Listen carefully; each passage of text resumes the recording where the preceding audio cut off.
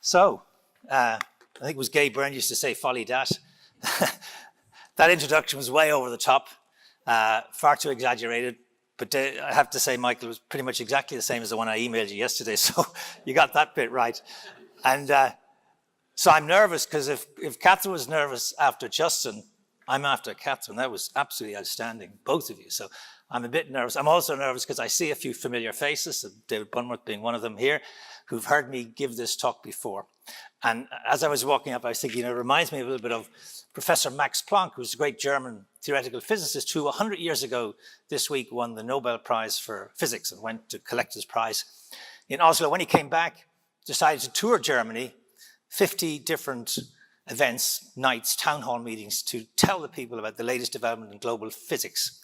And he had a driver who used to sit in the back. And one morning the driver said to me, I've heard you give this speech, 20 times now. And I think I could give this speech just as well as you could. So Professor Planck had a sense of humor. So he said, tonight in Karlsruhe, you give the speech. I'll sit in the back of the room. And so the driver gave an hour-long speech, latest development in global physics. Fantastic. But just at the end, somebody put their hand up and said, I'd like to ask a question, and asked a really difficult, detailed question. And the driver, without missing a beat, said, you know what? The answer to that question is so simple, even my driver could answer it. And he's sitting in the back. So Bunworth or Rosita, who works in here, you may get a call a little bit later on. Look, we're living in the best of times. This is the best time of all to be alive in Ireland. It's absolutely fantastic. It's the most prosperous time ever in the history of this country. There's more people working in this country than ever before. It's actually the most peaceful time in history in the world. I mean, 100 years ago, 40 million people died in the First World War, and 50 million people died of Spanish Asian flu after the war. 2 billion people have been taken out of poverty in the last 25 years in the world. We are living longer than ever. 50% of the people in this room who reach the age of 60 will reach the age of 90. So it's incredible. This is truly a great time to be alive. But bizarrely, it's the worst of times. Gallup, the international polling company, did a global research study and found that 85% of people at work are disengaged at work.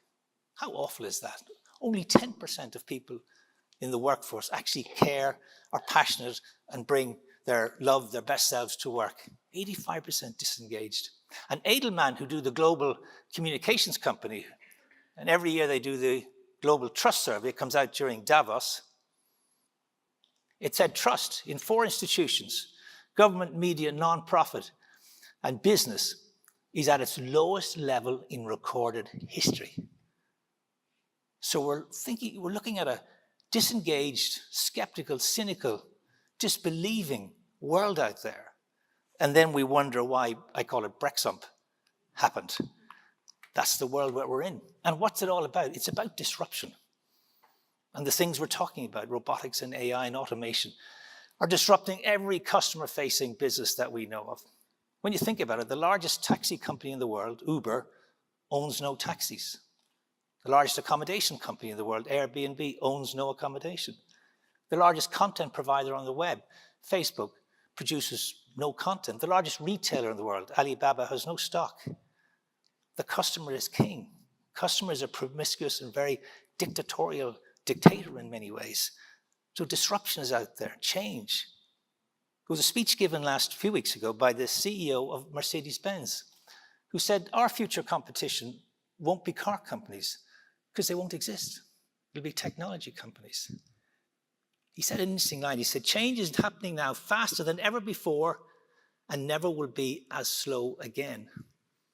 I was out in Google on the West Coast, and we're talking about driverless cars in a group meeting.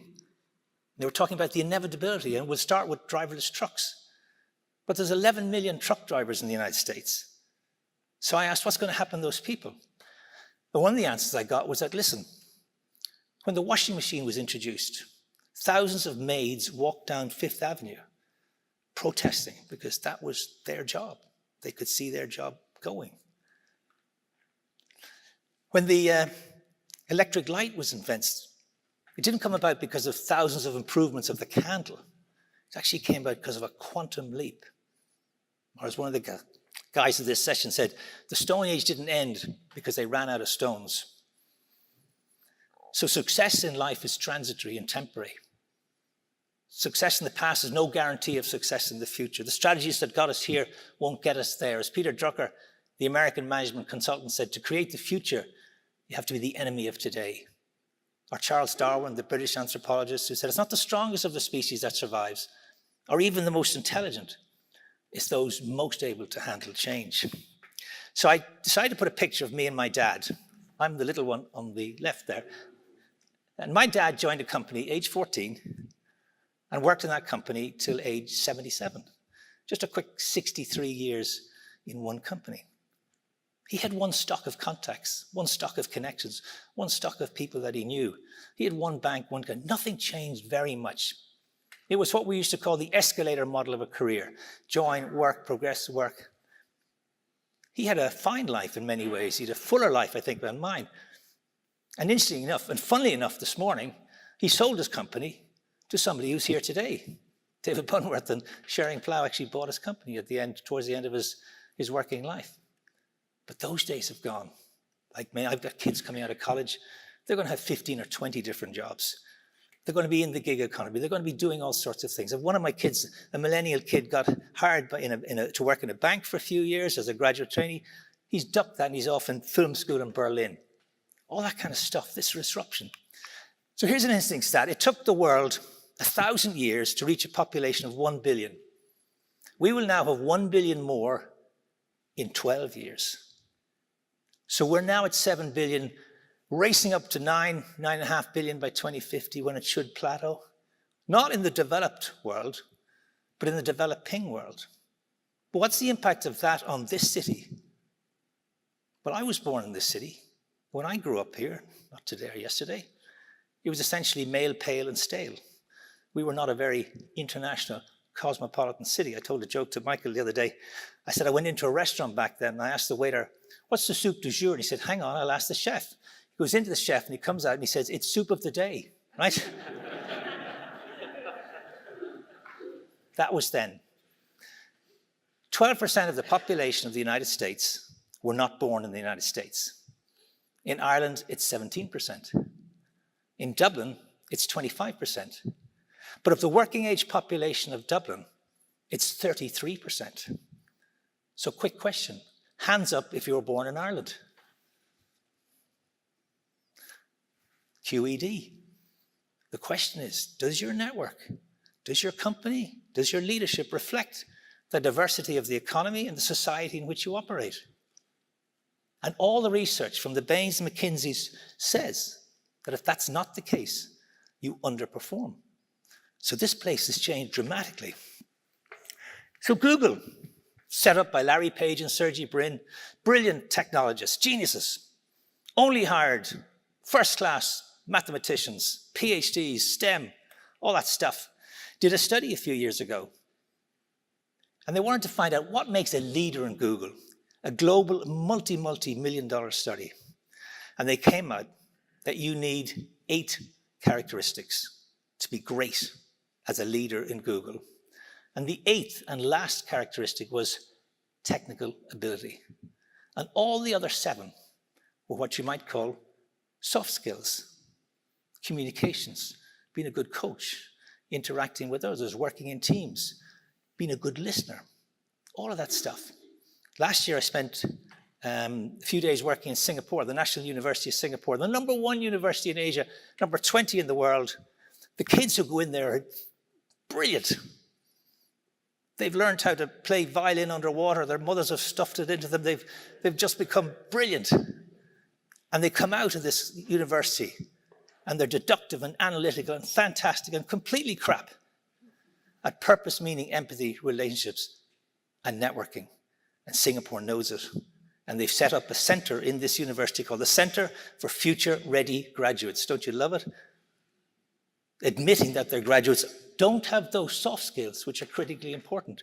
LinkedIn did a study, 57% of the people in the manager level in LinkedIn said that soft skills are more important than hard skills. So that's interesting. I'm a fan of this guy, Harvey Coleman, who has an outrageous theory. And he said career progress depends on three things. There's PI theory, P, I, and E. P stands for performance. He said, and this seems just ridiculous, he said your career progress depends 10% on how well you do your job. That's daft. Surely how well you do your job is everything, at least 70 or 80%. He says, no. He says to get on the ladder, you got to be good. A lot of good people out there. We're not talking about getting on the ladder, he said. We're talking about going up the ladder.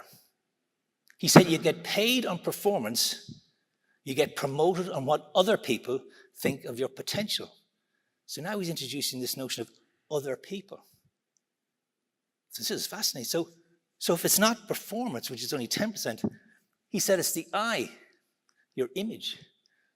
What do people think of you? What are you known for? What's your reputation? What does somebody say about you when you're not in the room? Who's got your back? Who's your sponsor? Who's your mentor? So image is important at 30%. So what's E? He says 60% of your career progress depends on E. And E is exposure. Who's seen you in action? Who's seen you perform? Who's seen you speak? Who's seen you at a meeting? These become important. So if you buy into this theory, and I ran a session for 50 CEOs in Dublin about 6 months ago. I did it with Stuart Lancaster, who's a rugby coach, because I knew they wouldn't come because of me, but they would come because of him. And he's great. And I put up this theory.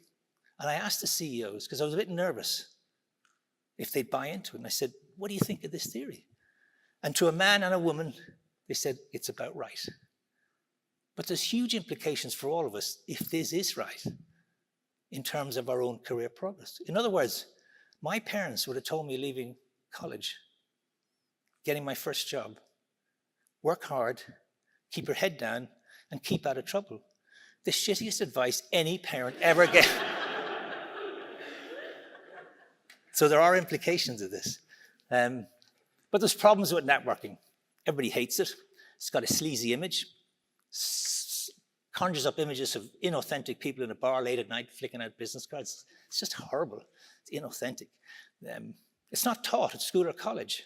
Think about it. No school or college teaches this stuff. Companies don't have strategies for it. It's not a KPI. We mix up networking and sociability. We think the most sociable person is the best network. Not true. In fact, introverts can be better at networking than extroverts because they do it with decency and authenticity and integrity, and that comes across. Whereas that pushy, sleazy, flicking out business card type of person, that also comes across. But there are some problems. This stuff's important, but it's not urgent. We always have this struggle in life, always putting urgent ahead of important. So my objective is to convince people you've got to put it front and center of your personal and business lives. It is essentially about experiences. It's experiential. Digital connectivity connects you with the digital world, which is great and important, but it's a one-way, whereas this is something different. It's a two-way, mutual reciprocity business that we're going into here. And there is a process. We may not get to it today because of time. There is a process you can follow. If you follow this process, you'll be better than if you don't. Also, life is a game of inches. The difference between success and failure, we see it in sport, but just in life, is massive. And sometimes coming second, you get nothing. I was 10 years with the IDA, bringing inward investment into Ireland. When we won a deal for Ireland, fantastic. If we lost that deal, by even at the tiniest margin, we got nothing. Brutal. And I believe networking can be the nudge factor. Networking can be the difference maker. And there's a price to be paid for being an average networker. So what is networking?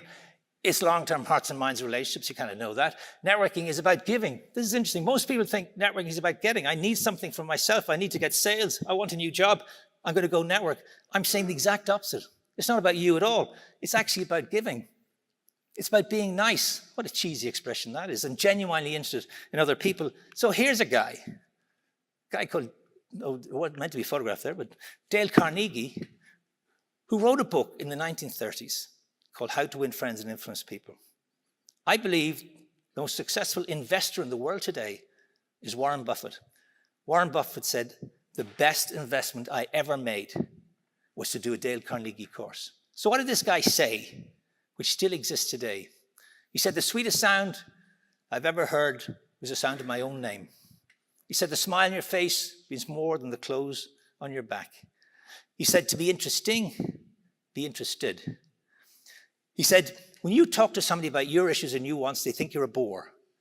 And when you let them talk about their issues and their wants, they think you're a great conversationalist. And lots of other stuff, which is so lovely because it existed to this day. So why is this stuff important? You can't go it alone. Opportunities don't float around in clouds. They're attached to people. And networking is the way to do lots of things we like and get. But here's what's interesting. All the research shows that people who have strong and diverse networks live longer. I like that one. Are stronger mentally and physically. That's good too. Earn more money. Great. And are happier. And the greatest crisis facing the world today is not ISIS and climate change, bad as they are. It's loneliness. And network is the antidote to loneliness. It's the way to escape your silo because we're all so focused and busy doing our stuff. It's the way you'll get your next job. 80% of good jobs aren't advertised. People are going to find you. So they need to have this network so they can find you. And networks are portable. You build them, you invest in them. When you go, they go. They're yours. They're part of your social capital. And companies now want to hire and wire. Companies want to hire people and wire into their network. So now when you're being interviewed, they want to know your qualifications. They want to know your experience. They want to know something else. They want to know who you know. Because we live in a world where it's not what you know or who you know, but who knows you. So that becomes important.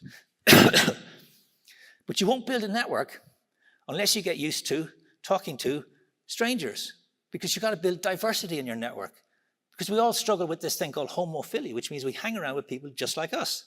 We go to school with them, we work with them, we play sport with them, we marry them, we produce more of them. But we need to build that diversity. And you know what we teach our kids? Don't talk to strangers. But statistically, our kids are at more danger from friends and family than they are from strangers. So that becomes important. So characteristics of great networkers. They're humble. They don't brag. They don't keep score.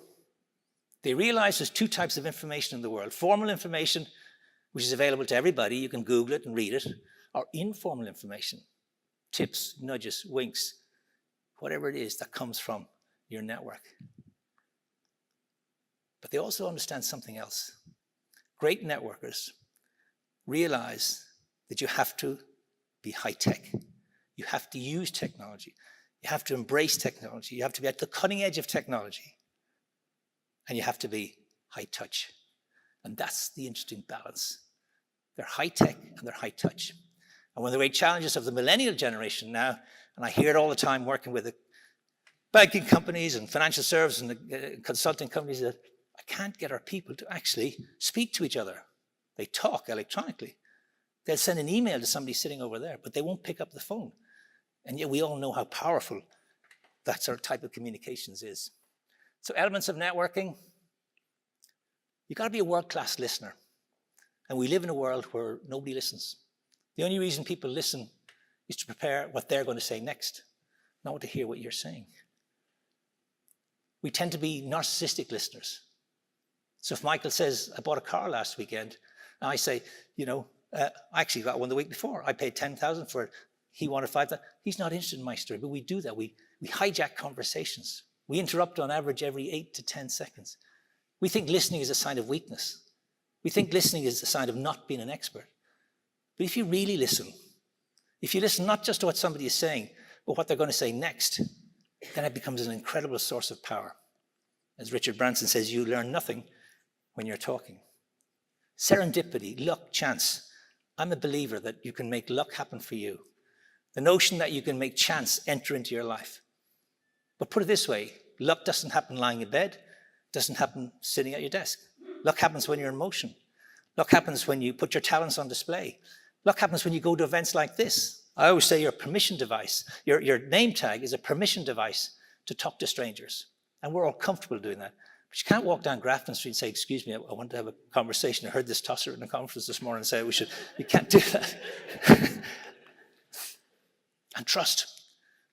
What is trust? I mean, trust is doing what you're saying that you're going to do over and over and over again. We talked about how it is at its lowest level ever, but trust is not an event. You don't meet somebody and trust them tomorrow. Trust is not deserved. Trust is earned. It can take years to build, can be lost in a nanosecond. And curiosity. Curiosity is all about learning. It's about research, it's about questions.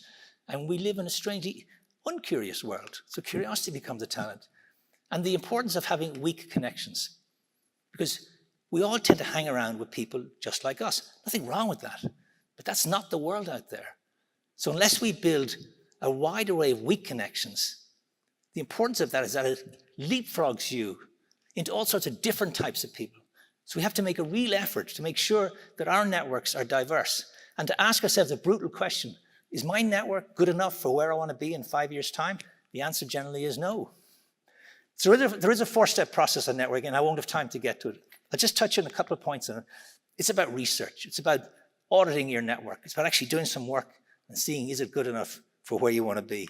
It's about cultivation. It's about moving people on a journey over a period of time. It's always remembering to solicit. If you don't ask, you don't get. The only reason I'm here today is because Michael asked me. Asking is the strongest personal marketing tool you have in your entire armory. And if I get finished with a couple of quick questions, stories. So I used to run the organization called the Ireland Funds years ago. And they asked me to raise $100 million. And in my research phase, I discovered that this family actually lived part of the year in Cork. This is a Disney film company. His uncle was Walt Disney, his father was Roy Disney. The Disneys were a French Huguenot family, went to Scotland, went to Ireland, then went to Canada, went to California, and started the film company. Roy Disney sailed in County Cork. I don't sail, but I knew people who sailed. And so I arranged to meet him for breakfast in Royal Cork Yacht Club one morning. And he turned out to be an absolute delightful gentleman, lovely guy. And then I arranged again to meet him for breakfast. And I asked him for $5 million, which for breakfast is a lot of money. But that breakfast meeting, and Rosita will love this story, that breakfast meeting, when I asked him for $5 million, was 2.5 years after the Cork cup of coffee.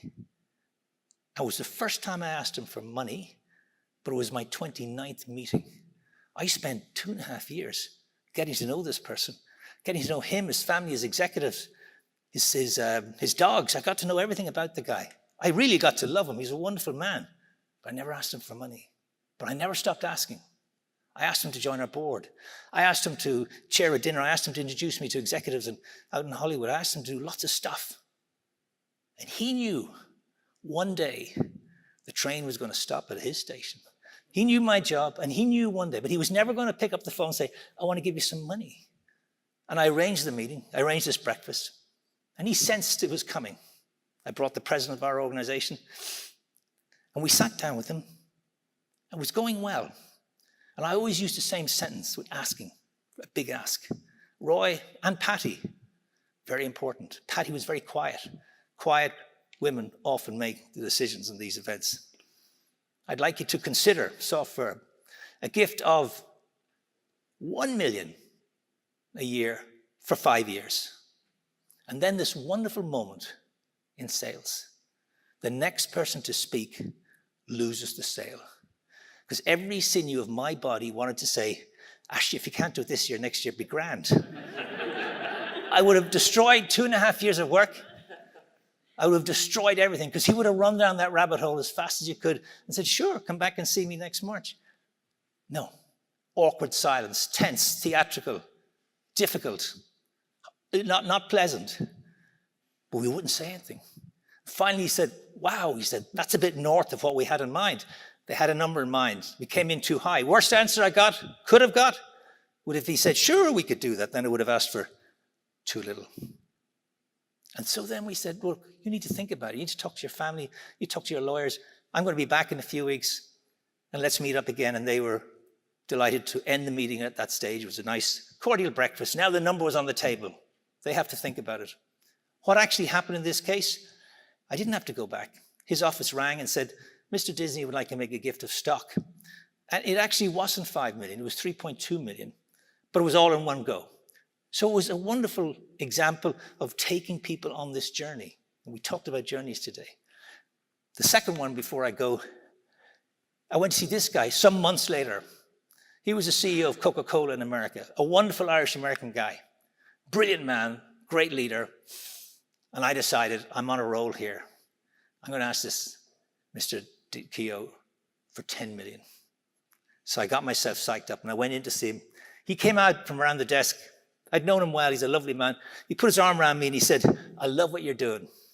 I love the campaign you're running. And I'm thinking, this is as close to heaven as it gets on earth. This is just sensational. And he said, Mickey and I, his wife Mickey, we've decided to support you and we're going to give you $10,000. What? I was on the brink of asking him for $1 million a year for 10 years. And he came in with an offer of $10,000. He was brilliant. He knew exactly my game. He came in, he cut the socks from under me, he cut the legs from under me. I had no comeback. In fact, I heard myself saying, Don, thank you very much, you bastard. I had to say that. Thank you so much. That was fantastic. So he was brilliant. He saw me coming and he read me like a book. So stewardship is a huge area. I could do a whole morning on steward, which is after sales service, what you do with people after they've committed to you. And that's a fascinating piece of work, and we have a whole load of stuff there. So what's this about? Summarizing, it's about adding value. Remembering always in every meeting with everybody, 3 really simple questions. And it came up earlier, I think, with Justin. How can I help you? Not what can you do for me? How can I help you? What a powerful question that is. The second question is, if you were me, what would you do? So you're asking for advice, you're paying respect and deference for wisdom, and you're listening to the answer. And then this gold dust question, who do you know who? Are you willing to make an introduction from me? Because I live my life by never having cold calls, but always having hot coffees to try and always make sure that that happens. So the takeaways from this, and Michael, can you ask people to distribute this? There's on a card, 10 takeaways to finish up this morning, real quick. You got to make a decision and take daily action. You've got to audit your network. You've got to build weak connections. You have all your strong ones. You've got to build the weak connections. You've got to talk to strangers. You won't build a network unless you talk to strangers. You've got to develop social capital, the resources available to you in your social and personal business networks. And you've got to get this high-tech, high-touch balance right. Most people don't. Asking questions, being a great listener, making serendipity and luck enter into your life, believing it does, and when you believe it does, guess what? It happens, and following the 4-step process. And also making all this a bit of fun, because we love having a bit of laugh and a bit of fun, and making fun everything we do. So it gives you the opportunity to develop a house style, the way you do things in your organization. And that's all about that, getting the tech and the touch in concert. That's my organization. Anybody who sends an email to that address, I'll send you, before the end of today, I'll send you the free networking tips. And I'm sure I've gone over time. Yeah, no, that's right. So I'll stop there. Thank you.